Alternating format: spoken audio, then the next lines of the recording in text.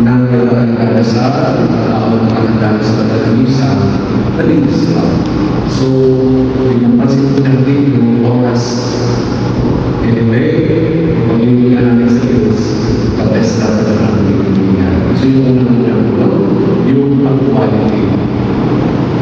Kasi po, nalilito tayo, hindi lang ako basta. Katulad ng sinasabi ko sa mga kinakasal.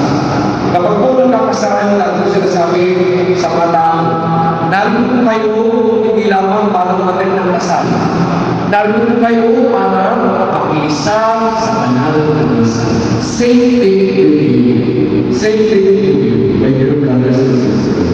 Hindi lang tayo pumunto kung may nagsisimula ng tayo. Yung tatanaan ko na ng tayo. Kapag siguro sinasabi ng mga pare, pero yung gender ni Mayo ng mga sila. So, hindi lang tayo nagsiserve,